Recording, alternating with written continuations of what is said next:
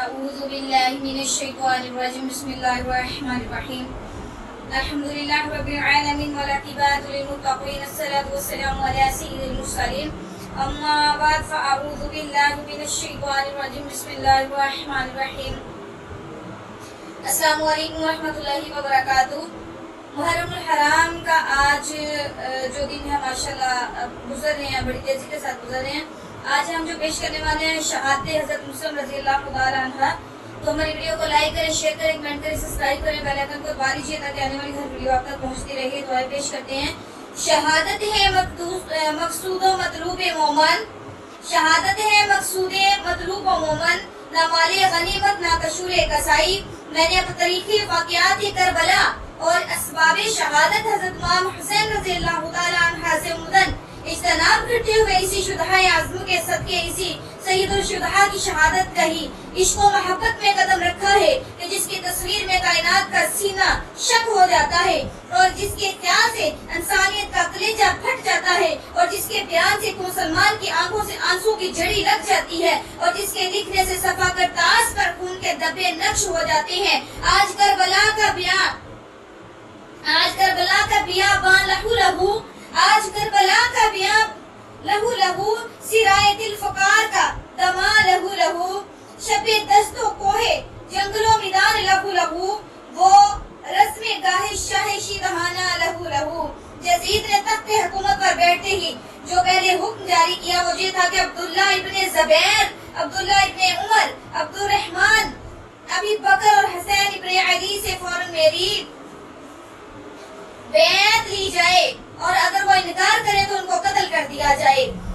عامل مدینہ ولید نے حضرت امام حسین رضی اللہ تعالی عنہ کو دارالایمان میں بلایا اور جزید کا حکم نامہ پڑھ کر سنایا۔ جزید کا حکم سنتے ہی ہاشمی خون جوش میں آ گیا، اور آتا بھی کیوں نہ، بھلا وہ حسین رضی اللہ تعالی عنہ جن کی رگوں میں محمد صلی اللہ علیہ وسلم کا خون تھا، جن کے بازوں میں علی رضی اللہ تعالی عنہ کی قوت تھی، جن کے خون میں فاطمہ رضی اللہ تعالی عنہ کا پاک دودھ تھا، اور جن کے دل میں عشق الہی کا دریا موزن تھا، جن کے سینے میں دین مصطفیٰ کی طرف تھی، جن کی نگاہوں میں جلوہ حسین یار تھا، وہ کس طرح برداشت کر لیتے کہ کوئی انسان اسلام کے نام پر حکومت لے اور پھر اسلام کی حدودوں کو توڑے۔ سیدہ کے لال نے یزید کی بیعت سے انکار کر دیا اور فرمایا کہ حق پرست انسان کی بیعت شجر دین اور اسلام کی جڑوں پر کلہاڑی مارنے کے مترادف ہے۔ تو پھر ساتھ ہی نانا مصطفیٰ علیہ السلام کی یہ آواز آئی کہ بیٹا حسین، لا تعادہ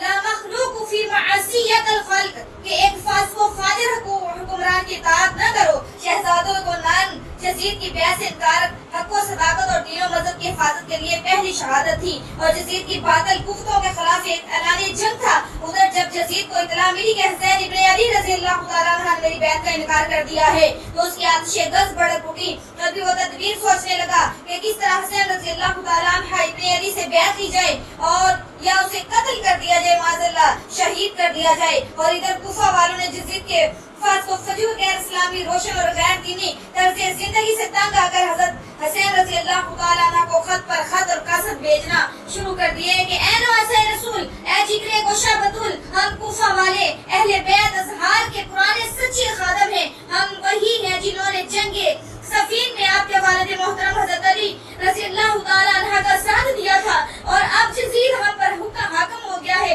اور ہم اس کے فاسق و فجور اور غیر اسلامی حکومت اور غیر دینی روشن کے پیش نظر اس کو اپنا خلیفہ ماننے کے لیے ہرگز تیار نہیں ہے۔ خلافت آپ کا حق ہے اور ہم آپ کے غلام ہیں، اس لیے ہمیں یزید کے فاسق و فجور اور ظلم و ستم سے نجات دلانے کے لیے فوراً کوفہ تشریف لے آئیں۔ یہاں 1 لاکھ مسلمان آپ کے مقدس ہاتھوں پر بیعت کرنے کے لیے تیار کھڑے ہیں۔ جب کوفہ والوں کو اسلام کا پیغام ذریعے نواسہ رسول کو اپنا خلیفہ پیشوا تسلیم کرنے کا وعدہ کیا، تو پیغمبر نے اس امید پر کہ باطل کے مقابلے میں حق و پرستوں کا ایک لشکر تیار ہو جائے گا، بخوشی اہل کوفہ کی دعوت قبول کر لی، تاکہ نانا مصطفیٰ علیہ السلام کی وہ امانت جو باطل کے ہاتھوں برباد ہو رہی ہے ہمیشہ کے لیے اس کی حفاظت کا انتظام ہو جائے۔ جن دنوں کوفہ والوں کے خط پہ خط اور قاصد پر قاصد آ رہے تھے، مام علی مقام ان دنوں مکہ مکرمہ میں قیام پذیر تھے۔ اہل کوفہ کی عقیدت و محبت دے کر اور ان کی بیعت کر لینے کی یقین دہانی پر زہرا کے لگتے جگر نے کوفہ جانے کے لیے رخصت سفر باندھا، لیکن مکہ مکرمہ میں بسنے والوں نے جب یہ دیکھا تو بے چین ہو گئے اور ایک جلسہ منعقد کر کے حضرت امام حسین رضی रज़ी अल्लाह ताला अन्हा को समझाया कि कुफा जाने के लिए इरादा तर्क कर दीजिए, इसलिए कुफा वालों में वफा नहीं, वो अपनी वफा वादा खिलाफी और अहद शिकनी में मशहूर हैं। हमें फिक्र है कि कहीं वो आपको भी धोखा न दे। आप इत्मीनान से यहाँ तशरीफ रखें और हम वादा करते हैं कि जब तक हमारी जानों में जान है आपकी तरफ कोई आंख उठा कर भी न देखे सकेगा। और अगर आपने जरूर जाना है तो पहले हज़रत मुस्लिम बिन अकील रज़ियल्लाहु ताला अन्हा को रवाना करें, वो जाकर वहाँ का रंग ढंग देखे और कुफा वालों के रातों का पता करके फिर वो लिखे, उस पर अमल किया जाए। और आखिर उस फैसले के बाद हज़रत मुस्लिम बिन अकील को बमाज आपके दोनों बच्चों मोहम्मद इब्राहिम के कुफा रवाना कर दिया गया। यूं ही हज़रत मुस्लिम अपने दोनों बच्चों के समेत कुफा में दाखिल हुए। खुशी और मसरत के नारों से कुफा की फजा गूंज उठी। कुफा वालों ने दिली मसरत का इजहार किया। हज़रत मुस्लिम रज़ियल्लाहु ताला अन्हा के कदम चूमे, बच्चों को गले लगाया और पहले ही दिन 40,000 कुफियों ने मुस्लिम की दस्ते मुबारक को बैत की। हज़रत मुस्लिम रज़ियल्लाहु ताला अन्हा ने कुफा वालों की यकीन और मोहब्बत और इनकार और मोहब्बत और ये जोश और खरोश देखा तो फौरन हज़रत मुस्लिम रज़ियल्लाहु ताला अन्हा को एक खत लिख दिया कि कुफा वाले हर तरह से हमारे साथ हैं, जिसका सबूत ये है कि 40,000 कुफी मेरे हाथों पर बैत कर चुके हैं। इसीलिए आप फौरन तशरीफ लाकर हक परस्तों की हौसला अफजाई करें। ये वादा करते हैं कि हम अपनी जान कुर्बान कर देंगे लेकिन जजीद के खिलाफ तस्लीम नहीं करेंगे। हज़रत इमाम हुसैन रज़ियल्लाहु ताला अन्हु को खत रवाना करने के बाद हज़रत मुस्लिम हानी बिन अरवा के घर के आम पजीर हो गए। इधर तो हज़रत मुस्लिम की कुफा में आमद पर कुफा वाले खुशियां मना रहे थे और उधर बनी उमिया के तरफदार हज़रत मुस्लिम का शानदार इस्तकबाल और फिर कुफा वालों को जोश और कीनत देखकर इनकारों पर लूट रहे थे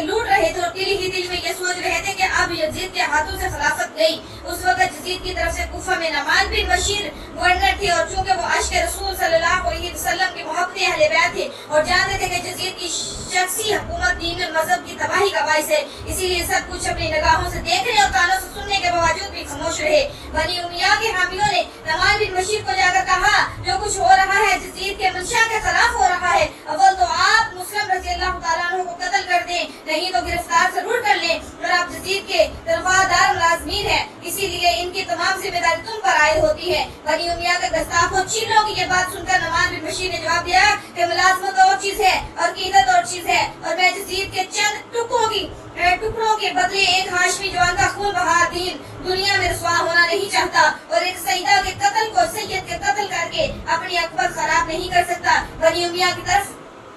नमान बिन बशीर का ये जवाब सुनकर उसके दिली इरादों को समझ गए और अमारा बिन वलीद को यजीद के पास भेजकर उसके तमाम हालात की इत्तला दी। ये इत्तला पाते ही यजीद ने फौरन अबैदुल्लाह बिन ज़ियाद को, जो उस वक्त बसरे का वाली था, हुक्म भेजा कि फौरन कुफा जाओ और नमान को माजूल करके और वहाँ के भाग दौड़ अपने हाथों में लेकर मुस्लिम बिन अकील को फौरन कत्ल कर दो और कुफा वालों को हुसैन नबी अली रज़ियल्लाहु ताला अन्हु की बैत से सख्ती से रोको और जो जरा भी तामल करे